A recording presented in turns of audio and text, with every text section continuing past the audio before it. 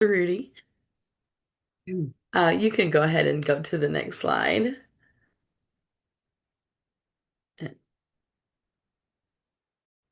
Great. So today we're going to go over some topics such as professional development and data management, finances, program monitoring, and audit requirements. And this session will also speak to resources provided to grantees as well as expectations required from grantees. Next slide, please. So our presentation team today is myself, Michelle Cerruti. I am the Southern Regional Administrator and also your contact as well as our grant managers, Connor and Sarah, for the returning residents, for all of the returning residents programs. But I'm also joined today with my colleague Larry Dawson and Nate Keener, who will also help present today, and our division manager, Diana Fuller. Next slide, please.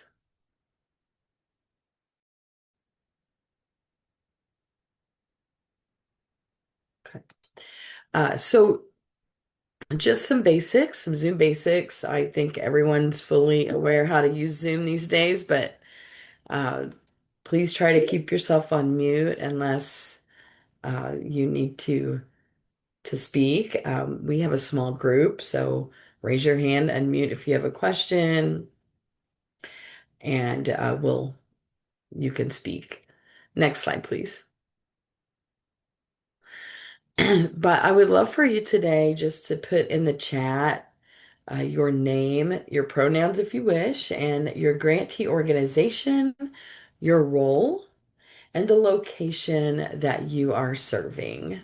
That really helps us just be able to see who we're talking with and who's actually able to attend today and who we might need to follow up with later. Next slide, please.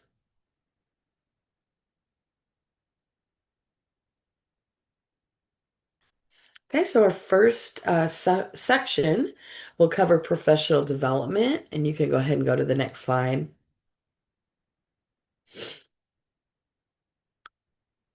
So the professional development opportunities, we do have some provided by DCO, and they refer to the professional development and expectations for grantees, as well as the internal professional development of grantee staff.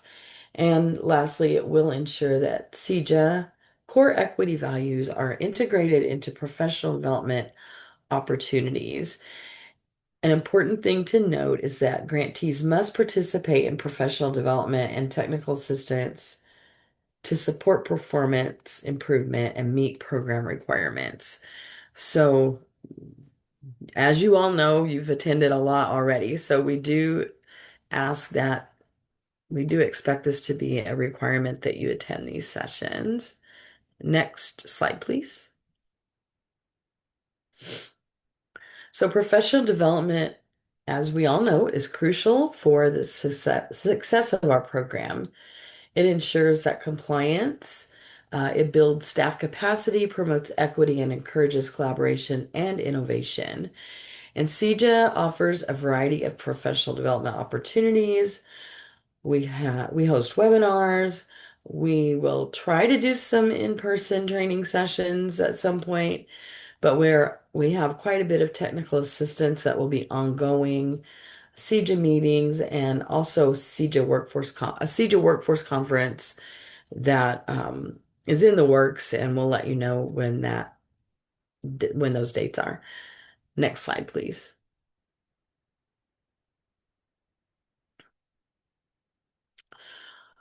So we offer a lot of technical assistance, which is provided usually by the RAs and the grant managers. As you know, I'm trying to check in with you pretty often. I'm going to start doing a weekly check-in with all of you just until we get these programs up and running. Then we'll probably move to a bi-weekly check-in and then maybe eventually go to a monthly check-in in the future. But we'll also be hosting office hours. We have our TA Tuesdays. Um, we want to be able to fully support all of your program performance and compliance needs. And if additional support is needed, grant managers and myself may request to meet with you more frequently, like I said. So we're going to start off weekly, so please watch for that. I'm trying to set those up now.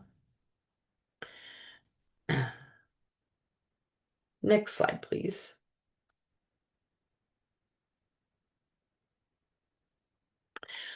So we really want this to be a two-way street. We really want to hear from you as well. We need to know what you need more assistance with, and we have heard you. And uh, just a reminder, we have an upcoming coming session, a training session on our GRS system. You should have all received that information. But we do hold our TA Tuesdays bi-weekly. I believe we're going to set a special one up just for returning residents soon, but we really want to know what topics you would like us to cover. So please give us feedback. You can send me an email, you can send me and the grant managers an email, whatever's the easiest for you to but we really want to know what topics that you want to see discussed when we develop all of these TA Tuesdays for you. And as a reminder, we really strive, and you're fine that you move to the next slide. It's fine. But always check your partner guide, and I'll put a link to that in the chat soon because that's where we're gonna host. That's where we host all our sessions recordings at. So let's touch on the CEJA reporting system office hours. CEJA program has built-in office hours, as I mentioned, dedicated also to the reporting system. This time can be used to address any help needed for data entry support, troubleshooting, and clarifying reporting requirements. Things like participants entered showing up as they should and correct numbers for reporting. You've all had exposure and orientations to this system, and you'll soon be getting a more in-depth training on that. Next slide, please. Professional development. So DCEO offers, again, various opportunities for professional development. And one way to help support grantees is through these webinars, covering topics including onboarding, equity, curriculum, budgeting. These webinars are required for the administrators and the program managers, but it can be helpful for everyone. Um, We've done quite a few of these already. All those recordings are posted in the partner guide. The next, we're actually having a quarterly meeting for our partners on September 17th in Springfield, and you all should have received information about that. Hope we can see you all there.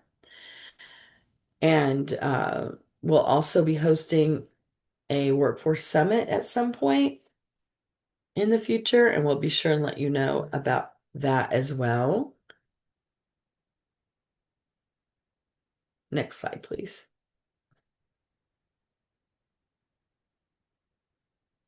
So grantees should create also an internal professional development plan, focusing on knowledge, skills, behaviors, attitudes, continuing education, certifications, mentoring, and just performance feedback and peer learning. Key training topics include trauma-informed practice, working with incarcerated individuals, reentry support strategies, legal rights, justice system navigation, project management, accounting, and fiscal practices. And there's certainly very many more, but these are just a few that we wanted to mention. Next slide, please.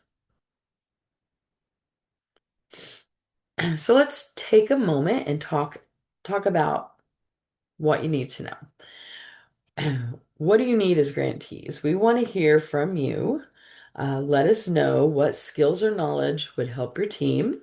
what challenges you're facing and what resources would be most helpful. You're welcome to post some things in the chat. We'd love to see some of these topics now.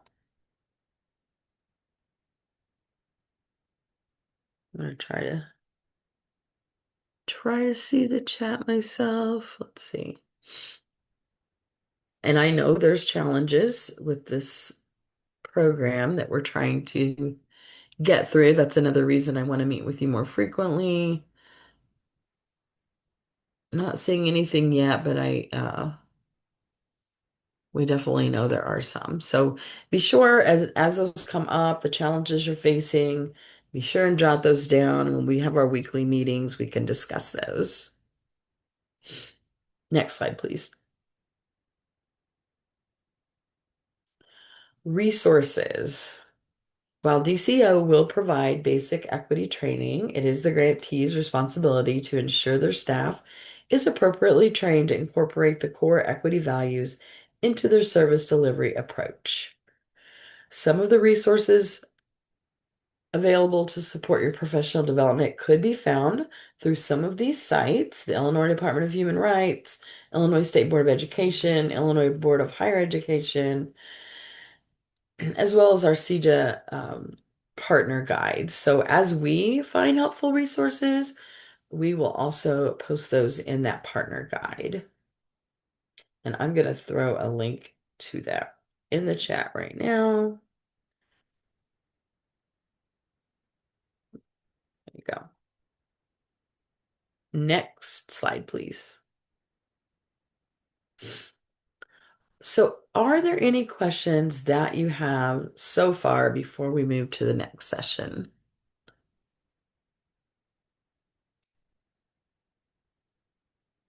I do see Karen Youngblood posted. I think this is a good question to grantees. Our team will be meeting tomorrow, and I would like to ask of the Amani team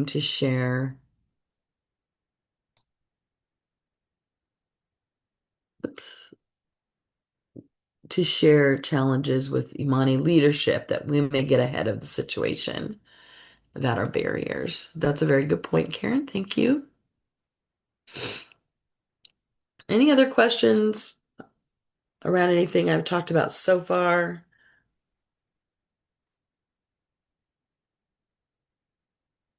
Okay, we'll go to the next slide, please.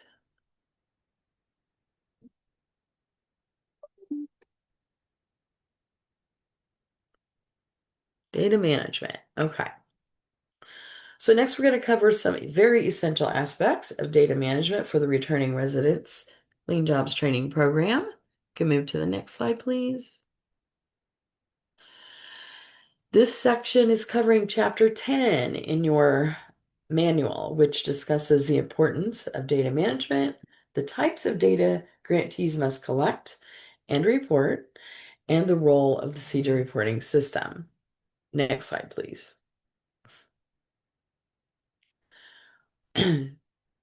So this slide is representing how you can access the CEJA reporting system. Again, it's through your partner guide. So the link is in the chat. There are many tutorials in that partner guide that will show you the past videos we've done on how to use the system, but it's again, those videos are high level orientations. We will be conducting actual trainings. Also, we'll have one more training on on that session, I think, on the CEJA reporting system on how to access it. And I'm also working with each of you so that we can understand together who needs access to this reporting system. So we'll do that more on a one-to-one basis in our meetings. Next slide, please.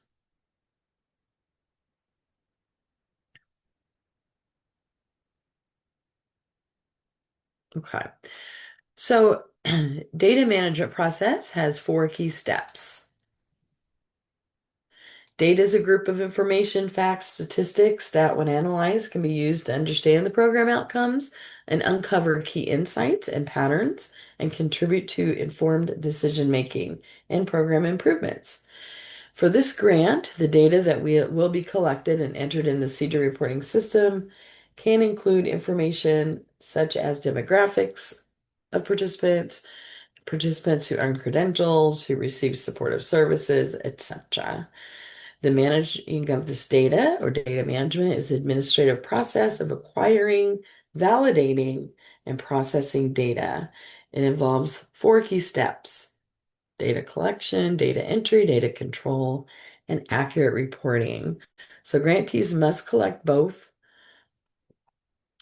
grantee and program data, which includes information about grantees, their partners, and the services provided. And this data is crucial for understanding program outcomes and making informed decisions.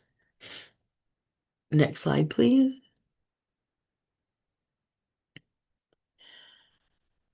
Participant data.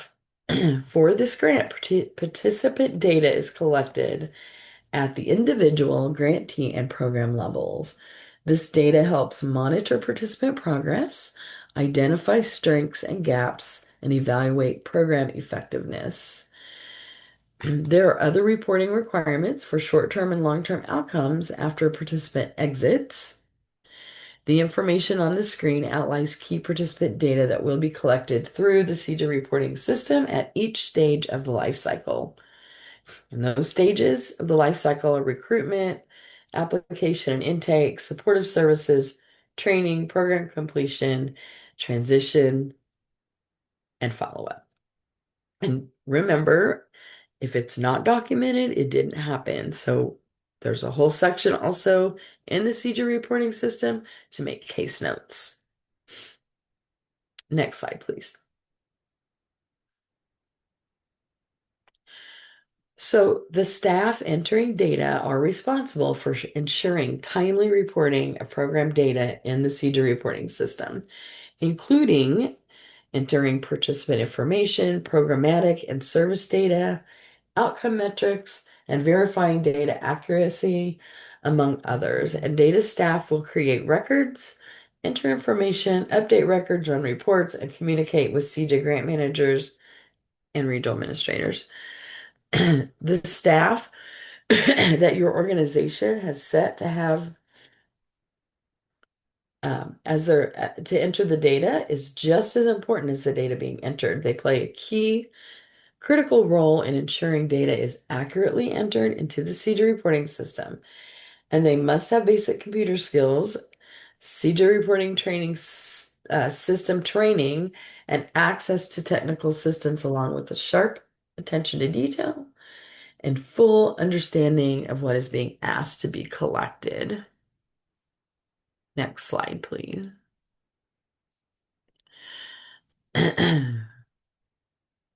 There also should really be a person that is charged with this data entry role, along with maybe a separate staff member to ensure the quality of the data, like maybe just a second set of eyes to glance over, do spot checks that the data looks good and accurate.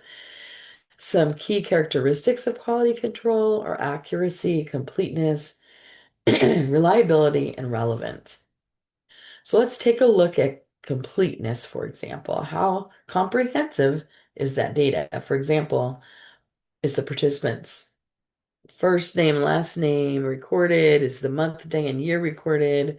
We do have a lot of edits in the system where you have to do that, but um, just please make sure you fill out everything in the system that is required and needed. Next slide, please. So we do understand that some grantees may have other systems. Maybe they use Salesforce. Maybe you have another tool that you use to collect data, to manipulate your own data. I know you may have a CRM tool. Though this is allowed, grantees must use the CEJA reporting system built on the Illinois WorkNet platform as the primary system for data entry. If another system is used, that's fine, but data must be entered into the CEJA reporting system first and in a timely manner for all phases of data collection and entering. Next slide, please. The CEJA dashboard in the Illinois WorkNet system is a powerful tool for tracking participant progress and identifying performance gaps. It provides a snapshot of key metrics and helps grantees stay on track. It includes flagging everything needed attention to in the system, such as unfinished applications or incomplete training programs, follow-up, etc. The dashboard includes the following sections, and they are also defined in the Returning Residents Program Manual. These sections are outreach and intake, referrals, service status, earned credentials, completion information, transition outcome, program follow-up. This guide also provides more detail on color codes and on the dashboard and descriptions of the red flags, which are warning signals to CEJA staff to indicate a potential performance concern. Again, that is all listed in your manual, and we will be going over David and Tasha, our CEJA reporting system team, will be going over that with you more in depthly. Next slide, please. Continuous improvement.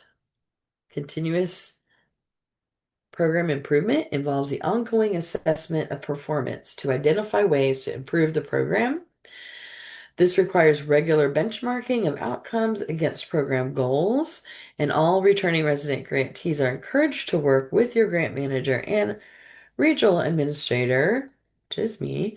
Um, there will be TA compliance reviews conducted prior to the grant renewal, making a recommendation for improvement.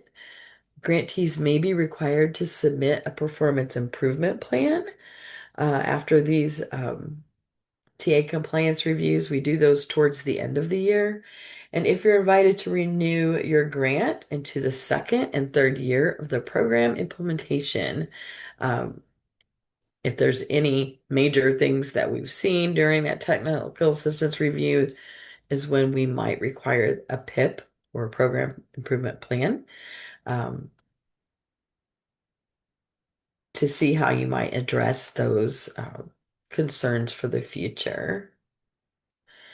Data collected for the PIP, if required, should be used to generate ideas on how to improve your program moving forward. And again, those technical assistance reviews don't happen until closer to the end of your grant year. Next slide, please. Evaluation methods. The last thing I'll discuss for this section is the program evaluation, which involves verifiable analysis to measure the program impacts and identify some best practices. Grantees will contribute to this evaluation by providing accurate and timely data collection and reporting. Some things grantees should consider when doing evaluations would be surveying participants, employers, and other partners to determine their level of satisfaction with the program. We definitely want to know that feedback. Grantees should also monitor their subgrantees. This is very important. A lot of you have many subgrantees. These evaluation activities will examine both the CEJA Returning Residents Clean Jobs Training Program as a whole, as well as individual grantees and their programs. Grantees continue to evaluate studies through the accurate and timely collection and reporting of data in the CEJA reporting system, and they must fully cooperate with the program evaluation activities. And again, when that time comes, we will definitely be reviewing that a little deeper, maybe in some TA sessions. Next slide, please. Are there any questions or any comments? that anyone wants to mention before we move into the next section, which will be about finances, records, and reports? And I'm just seeing in the chat, or if anybody wants to raise their hand and speak, you're more than welcome. Just somebody help me look and see if anyone's got their hand raised. Okay. Yeah, I don't see any thus far. Right, so I'm Sure. not seeing anything either, so I'm going to introduce my colleague Larry Dawson, and Mhm. he's going to present on this next section of finance records and reports. Hey, thank you, Michelle. Again, good morning, everybody. Larry Dawson. I'm the regional administrator for the Northern region, and myself and Nate are assisting in support of Michelle and the grant managers for the Returning Residents Program. But with that, jump in and talk about finances, records, and reports. You go on to the next slide, please. Okay. So, Chapter 11 of the program manual provides the following content: describing the expectations related to participants' files, utilization of the participant file checklist to collect and maintain required documents, compliance with GATA requirements, determining the appropriate use of funds, how to request an advance or a budget modification, and how to establish a procurement policy, as well as utilization of the periodic financial report or PFR to report quarterly expenses, submitting cash requests monthly through GRS, and explaining the fund disbursement process. Now, keep in mind that these are just, kind of an overview of the key points. Detailed information on each of these is available in its respective policy chapter. And be reminded that you're also responsible for reading the program manual and complying with the guidance. As a note, DCEO reserves the right to modify or update the manual, but be assured that we will let you know if any changes are made. Next slide, please. So first, I'd like to explain the role and importance of record keeping and the file maintenance. Record keeping is the maintenance of the participant records, including all required documentation such as applications, certificates, and certifications. Record keeping involves storing and organizing documents in the participant's file. And these participant files must be collected to facilitate the compliance with general program requirements. Each one of the grantees must keep all participants' records for at least 3 years following the training program completion, exit, withdrawal, or dismissal from the program. Ensure that the participant files are kept in a secure location. And record keeping involves inputting accurate and timely data into the CEJA reporting system. And in addition, you'll also need to keep a hard copy or scanned file of documentation for various items. These include, but may not be limited to, things like program applications, age verification, commitment agreements, high school diploma, GED or HiSET, interview questionnaires, career assessments, exit interview questionnaires, certifications or certificates, the RAP applications or registered as apprenticeship program applications, participant transition plans.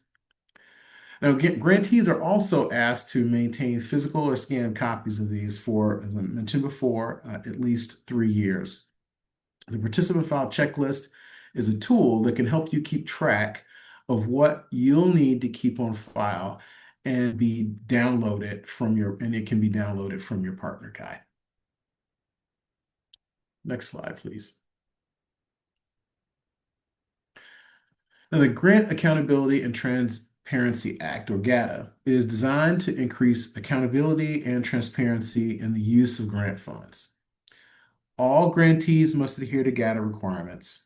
All grantees must ensure their GATA profile is current, as well as we want to highlight too that failure to comply with requirements outlined in the grant agreement may lead to being placed on the Illinois stop payment list.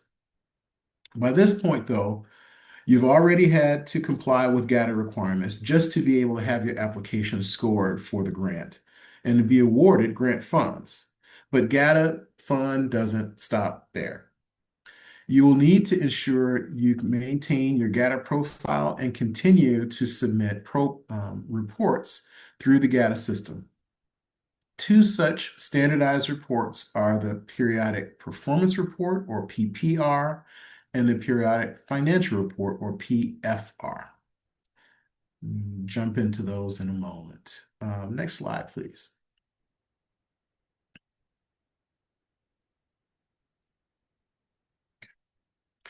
So the PPR collects information about the progress that you're making towards grant deliverables and the relationship between expenditures and performance.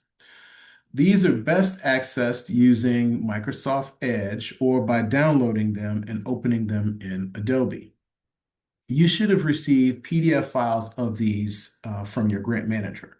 But if you haven't yet received them, you should be expecting to receive them shortly. When you submit your PPR, you must include a cover page with the grant number, grantee organization, DUNS number, FEEN, and period covered by the PPR. You'll also need to conform to the naming convention, which is grant number, space, PPR support, space, and the last date of the reporting period. Your grant manager can answer any further questions that you might have about this. And for clarity's sake, your PPR and PFR must be submitted to your grant manager. Next slide, please.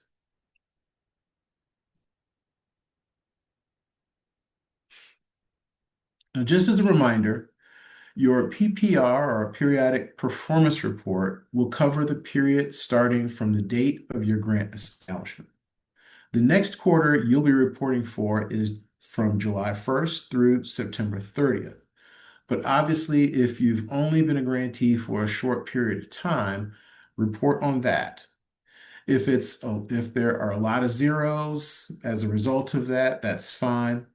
But it's the next PPR is due October 30th, but you should plan to submit yours earlier so that if there are any revisions that need to be made, they can be made before the 30th to avoid any unnecessary delays in you receiving reimbursement. And these must be submitted prior to you receiving your first cash disbursement. So we highly recommend you submit these earlier than the 30th. Again, the PPRs and PFRs have to be submitted before you can get your first cash disbursement, which also includes any advances. Next slide, please.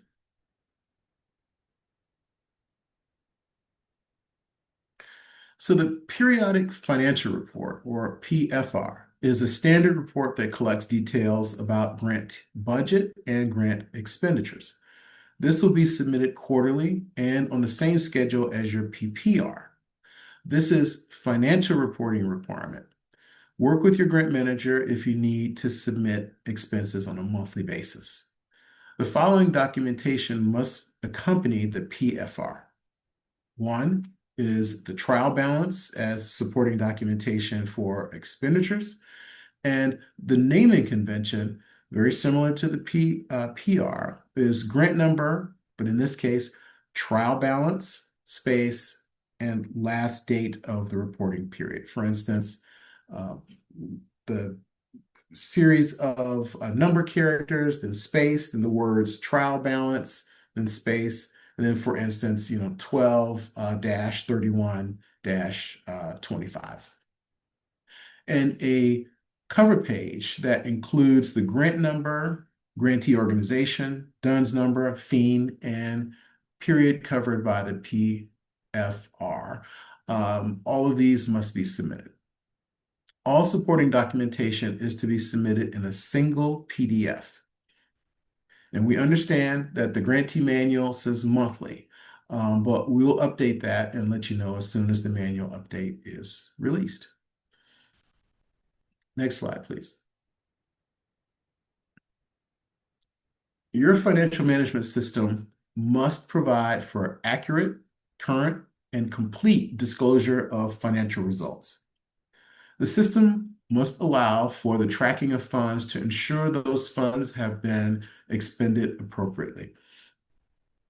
The DCEO Grantee Reporting System, or GRS, is an electronic reporting system for expenditure summary and invoice voucher submission. The GRS consists of several screens accessible by grantees that allow for electronic entry of costs in cash request. The Grant Reporting System, or GRS, is the CEJA Returning Residents Clean Jobs Training Program fiscal reporting system and should be updated on a monthly basis. For specific questions, grantees should contact your assigned grant manager. Next slide, please. The appropriate use of funds. Regarding use of funds, Regulation 2 CFR 200 is our guiding light here. Everything has to be in compliance with it. Your manual has a long list of allowable grant costs, such as designing training curricula, providing industry-linked training and associated costs like instructor costs and materials, the ongoing evaluation and refinement of curricula, student support services, and others. You're allowed to make a budget modification if needed. Work with your grant manager on how to submit that and when it's appropriate to do so. We also have some standard flexibility of 10% between budget lines. Next slide, please. Now, when it comes to getting started, I mentioned advances earlier, especially for some of our smaller or newer grantees. An advance of funds may be needed to successfully launch the program. You may request up to 20% of the overall grant award as an advance. These must be requested in writing to your grant manager by, I believe, September 25th. And correct me, team, if that is, if you can pop it in the chat, if that number has been updated as one deadline. If you don't get it submitted by then, you can still request it, but it might take an extra couple weeks to process due to rollover in the finance office. This is a process that affects all DCEO grants, not just CEJA. So you should also note that these advances will be subject to review and approval. There's a good chance you might not receive the full 20% if your submitted costs are not reasonable or truly needed in an advance. Provide as much detail as you can on what you need and why. Next slide, please.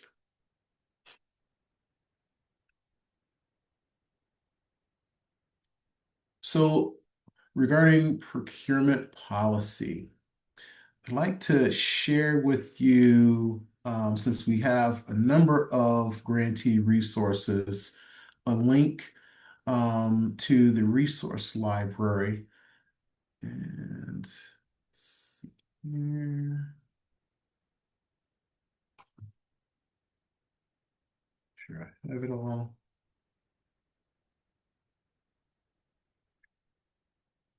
And so the link that I just dropped in the chat is for the DCEO Grantee Resource Library. All grants must follow the procurement standards or risk return of funds. All grantees must have documented procurement procedures consistent with state and federal guidelines where appropriate or where applicable. More information regarding procurement policy can be found in the DCEO Grantee Resource Library at the link that I just dropped.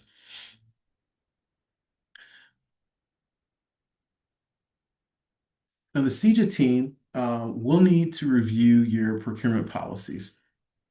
In order to conditionally approve your work plan, we either need a draft of that procurement policy or a schedule for when the policy will be developed and a draft submitted for review. These policies must also conform with 2 CFR 200. So it's probably a good idea to familiarize yourself with that. Procurement processes must be documented. So, how do you make, for instance, micro purchases? How do you make small purchases? What rules govern sealed bids? How do you solicit proposals? When are you allowed to do a non-competitive procurement? All these types of things need to be spelled out and followed within your organization's procurement policy.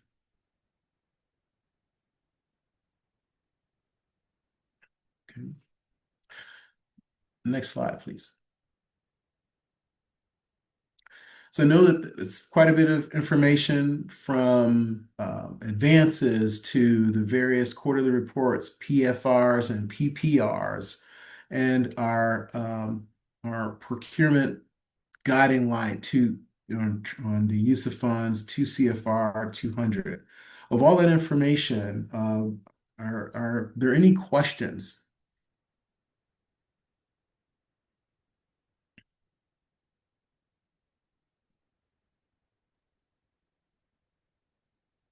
And you can feel free to either enter any questions you may have in the chat or come off of mute as well.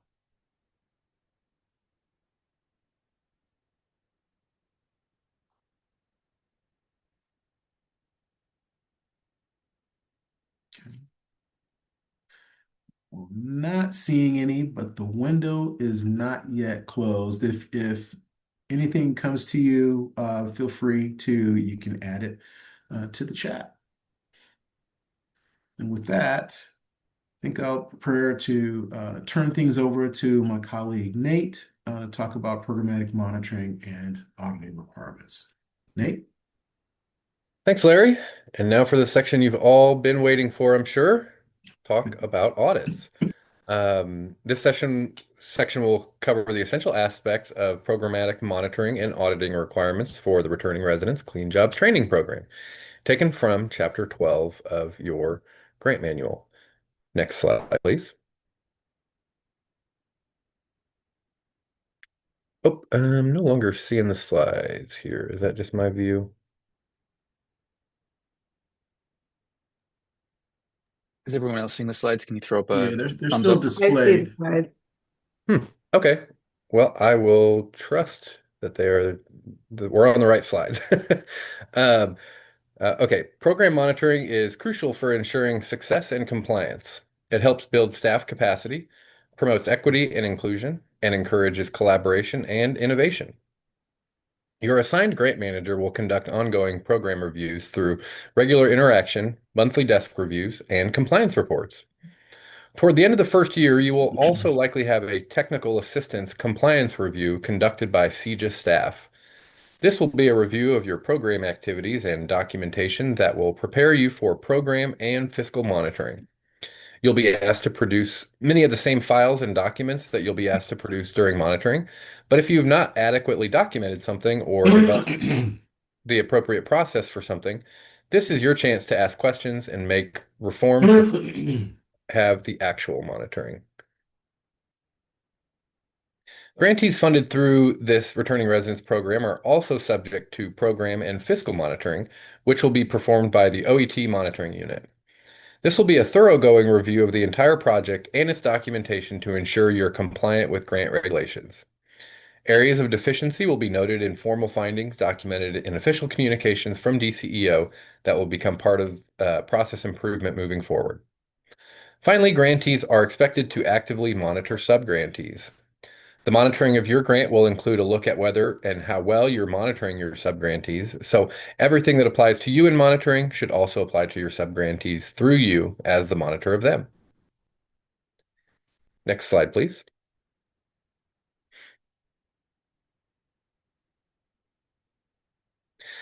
Documentation and eligibility. Documentation is very important to staying compliant and on track. Therefore, participant files must be maintained with documentation to demonstrate eligibility for participation, support services, and credentials. It's very important to ensure that eligible participants are enrolled in the Illinois Energy Equity Portal as well. Refer to chapters 5 and 8 of the manual for a participant eligibility requirements list. There may be various documents that you will be keeping track of as you navigate through the program. All required credentials, certifications offered by the grantee, including OSHA 10, First Aid CPR, and CEJA completion certificates, and any other additional certificates offered, must be uploaded into the CEJA reporting system portal. The CEJA completion certificate is issued by grantees to participants after they complete the training component of the program. Next slide, please. Transition verification. As mentioned in session 3, transition largely occurs after participants are released from custody and transition into employment or advanced training. This transition outcome will require verification. Verification of completion outcomes requires a successful completion of training modules, attendance, post-assessments, and credentials. Transition verification includes a letter from an employer or a pay stub, acceptance letter to a higher ed or advanced training program, or verification of enrollment in a DOL registered apprenticeship program. Next slide, please. Grantee renewal. Grantees may be invited to renew their grant up to 2 times before needing to reapply.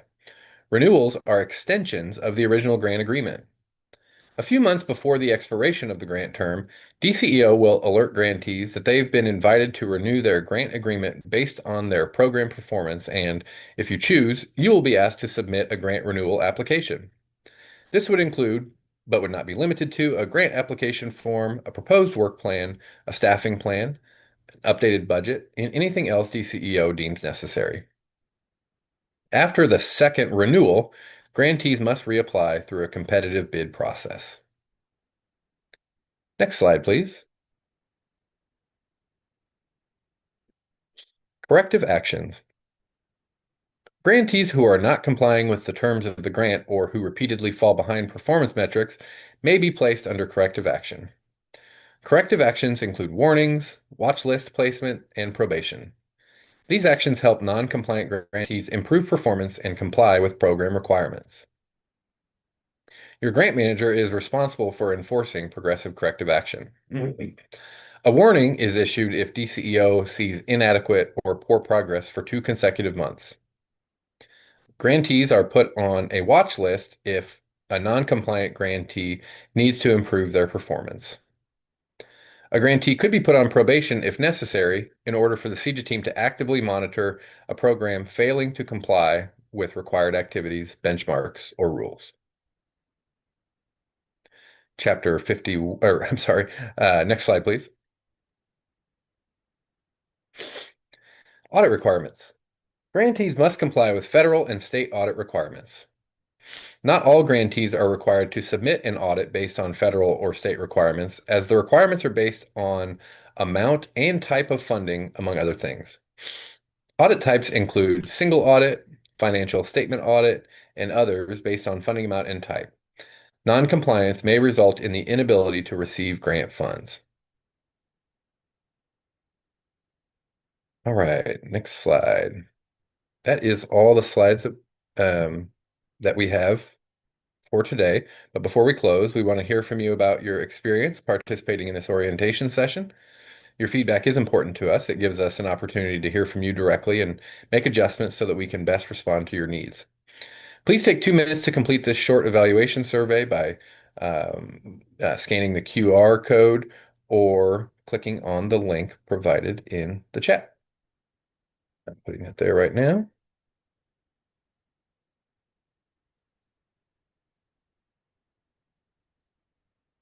Next, actually, I guess we'll leave it here for just a quick second.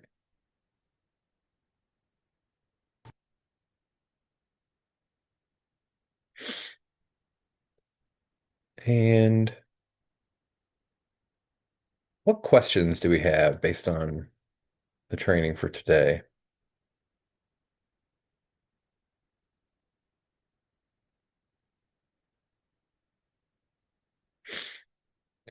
Feel free to come off mute or put it in the chat or raise your hand.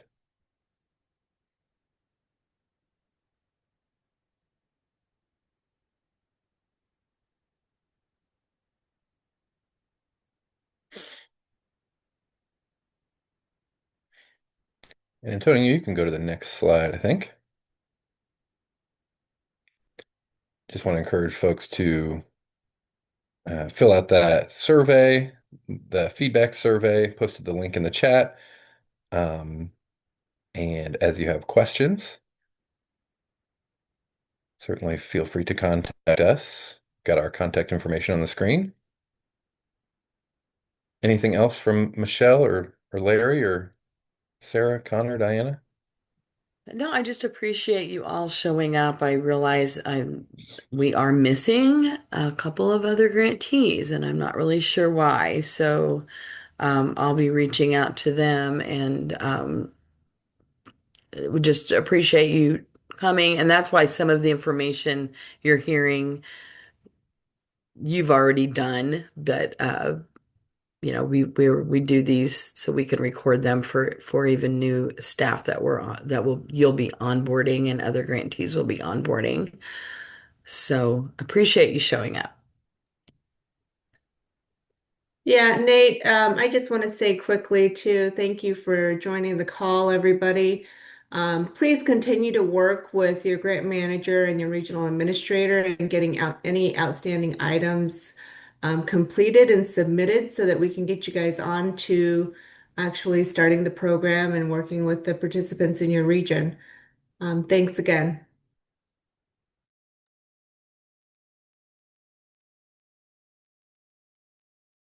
All right. Well, yeah, I also just want to thank everybody and let us know if you have any questions. And I guess we can stop recording and call it a day.